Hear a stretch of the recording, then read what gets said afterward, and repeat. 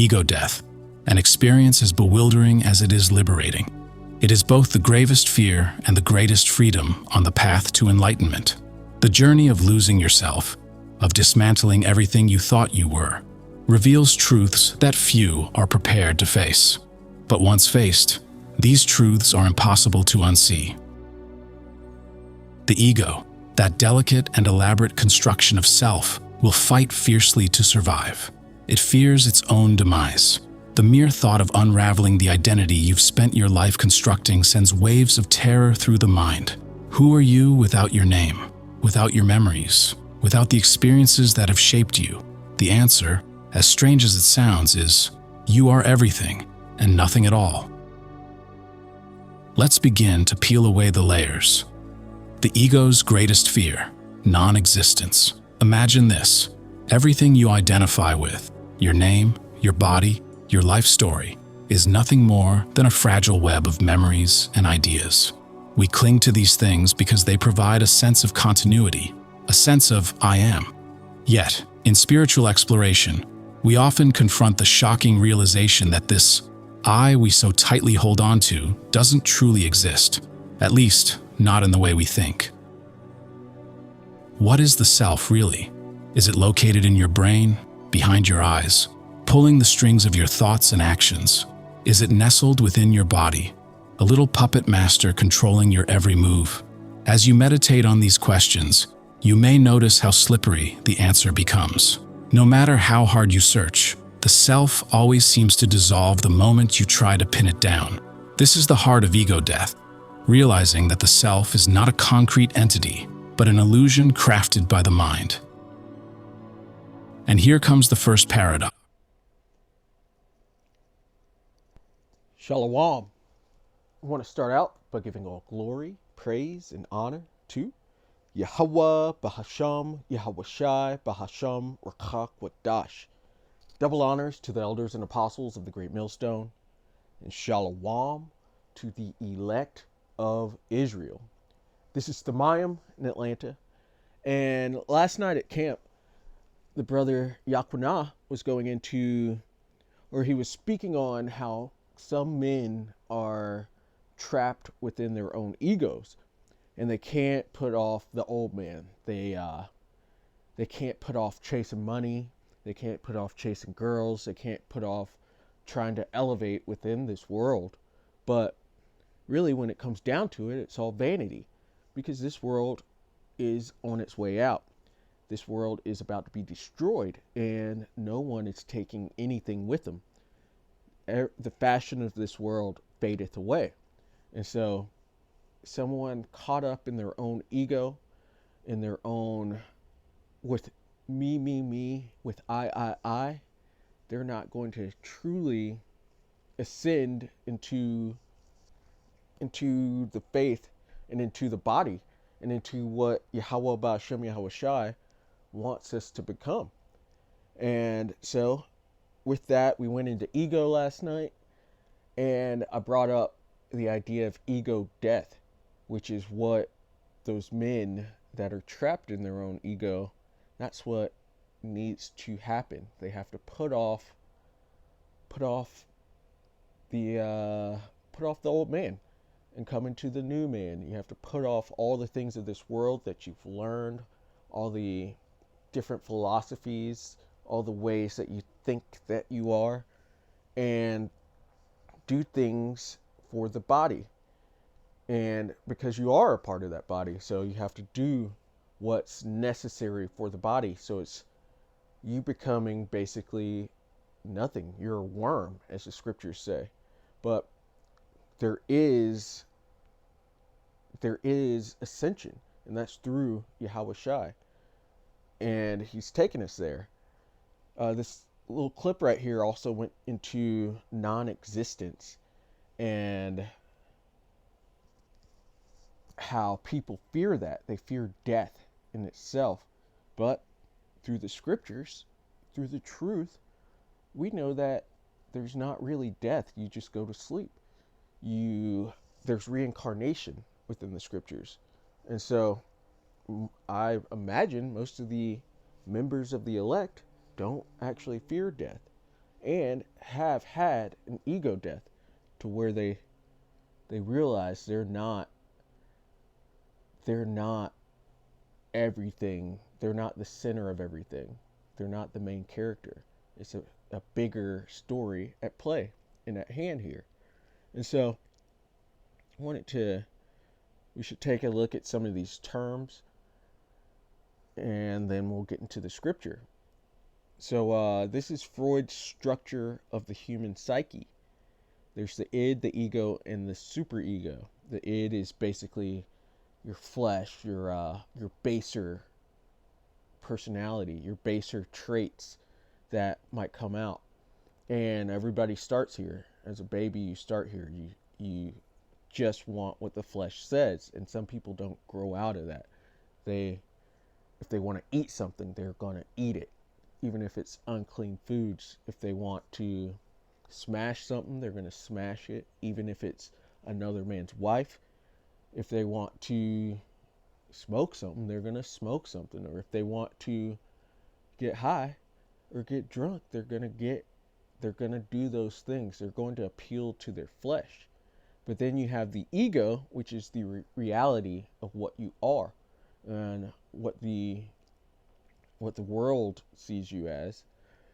And then you have the superego. These are the aspirations of what you obtain or wish to be. And as the hopeful elect, we're on that journey to the superego, into being higher beings, to getting out of that id, getting out of that ego and not being trapped in it, but growing and ascending. And so just to get the word itself, ego death, this is from the Britannica.com, and it says ego death in psychoanalysis, mysticism, and some religions. And Salaki, I'm not trying to be too woo-woo here, but thought this was a topic to go into. And you do hear this stuff in mysticism and these other things, but these people all do drugs and try to bring on an ego death, in which I guess they partially obtain it, but if they don't have the name of Yahweh while Yahweh Shai, they're not truly enlightened. But getting back to this, it says the disappearance of an individual's sense of self, or the removal of one's perception of oneself as an entity separate from one's social or physical environment. And people think they are disconnected. Nothing is grounded within this reality, so people put on a lot of pride and they hold it, and they think that everything revolves around them, when in fact, from your body to society to the earth itself to the universe, it's all an ecosystem. And if you throw something off, it's going to affect it in another part.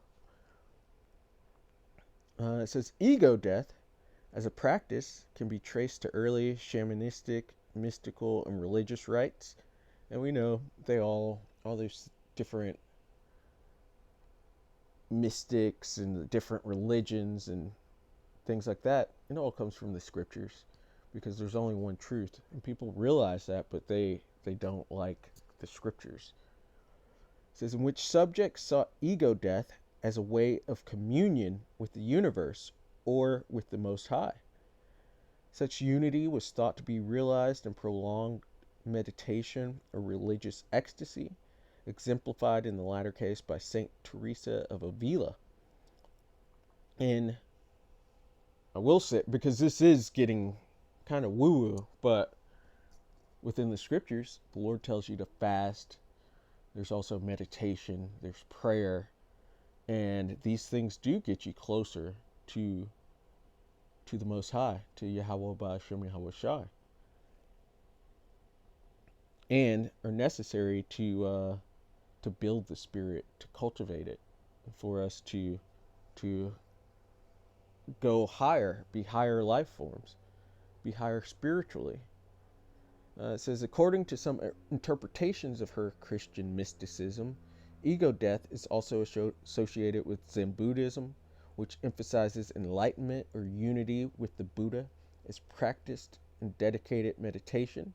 In addition, it is associated with Muslim Sufism, specifically the state of fana, or the complete annihilation of the self, in preparation for union with the Most High. Since the mid-20th century, ego death has frequently been referred to as a consequence of the use of psychedelic drugs such as psilocybin and LSD. And that's where we're going to stop right there. But these people, yeah, they take drugs to accomplish this, but through the spirit and power of Yahweh Bahasham Yahweh Shai, he's released the spirit unto his followers, and there is an ascension of the hopeful elect currently, and it's going to go it's spiritual right now, but it's going to go into physical with the taking up and the deliverance of the elect. But that's enough of all that stuff. Let's get into these scriptures. This is 2 Corinthians chapter 5 and verse 17. It says, "Therefore, if any man be in Mashiach, he is a new creature. Old things are passed away. Behold, all things are become new." And so we're coming out of that id, that lower, baser sort. We're coming out of all the philosophies that were taught here in this false reality of Babylon the Great, or America. We're coming out of those things and putting on the new man. We're becoming new creatures because we don't think the same. We're not holding on to certain beliefs that were holding us back before. We're coming into the wisdom, knowledge, and understanding that Yahweh Ba'ashem Yahweh Shai is given. And we're putting off that old man. We're crushing the ego. We're crushing the id and having an ego death in which we realize these things are just that we're holding on to are nothing. It's all vanity. And we want the kingdom in which the Lord is about to provide. We're going to go from there to Colossians.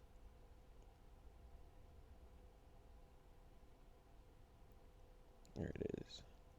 Colossians 3, and starting at verse 9. It says, "Lie not one to another." That's something of the id. It's a lower, baser thing to do. It says, "Seeing that ye have put off the old man with his deeds." So we've put off these old ways. We've put off the id, the flesh, the bad habits, the addictions, the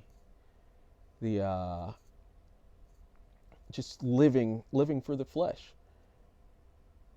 And it says, "Have put on the new man." So coming into the super ego, because that the ego death has occurred. It says, "Which is renewed in knowledge after the image of him that created him." And it says, "Where there is neither Greek nor Jew, circumcision nor uncircumcision, barbarian, Scythian, bond nor free, but Mashiach is all and in all. Put on therefore as the elect of the Most High." So there's that ascension, seeking and trying to be greater than what we are. It says, "Holy and beloved, bowls of mercies, kindness, humbleness of mind, meekness, long suffering." So coming out of that old man and the ways and the things that the old man would do that were no good, that were vanity, that in some cases even hurt the individual, and coming into the law, statutes, and commandments, the ways of the Lord, his standard that he has set for us, and becoming what the Lord needs us to be in order for us to obtain deliverance.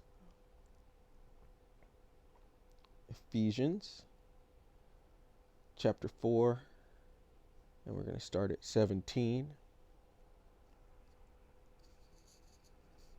And it says, "This I say therefore, and testify in the Lord, that ye henceforth walk not as other Gentiles walk, in the vanity of their mind, And these Gentiles right here are speaking to other Israelites, because at this time the Israelites were going into the Greekish fashion, into Roman fashion, or Greco-Roman ways, as well as because we're scattered throughout the four corners of the earth doing other heathen things.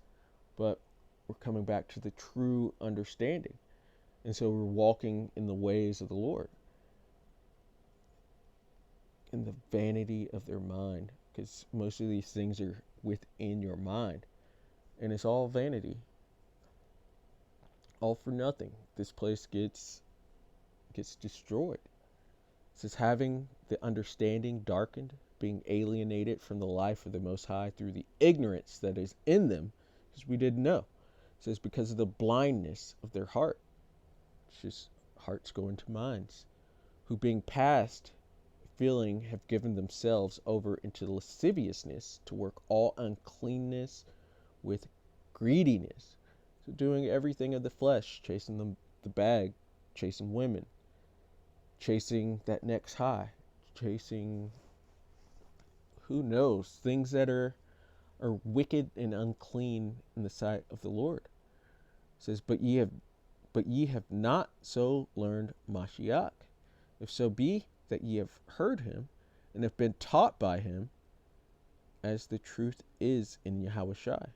Because Yahushai has basically tapped or called the hopeful elect into this thing, and a certain amount of ego death does have to happen.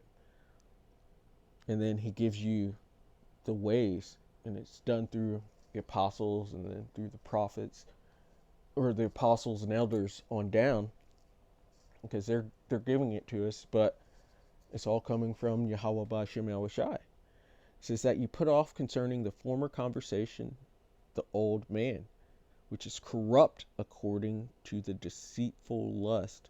So we're not being trapped within our ego and staying in this corrupt form. It says, and be renewed in the spirit of your mind. That is getting to the super ego, that higher form that we all know we could be. And that you put on the new man, which after the Most High is created in righteousness and true holiness. Being separate from the ways of this world, these things have to be put off, because you've realized you're nothing, and you've come into understanding that you're a part of the body of Yahweh B'Shem Yahushai, and or the body of Yahushai, and that it's not about you. It's not about your wants, your desires. It's about the body together growing and getting into the kingdom. And so, Lord willing, that was edifying. I'd like to give all glory, praise, and honor to Yahweh B'Hasham, Yahushai B'Hasham Rakak Wadash. Double honors to the elders and apostles of the Great Millstone, and Shalom to the elect of Israel.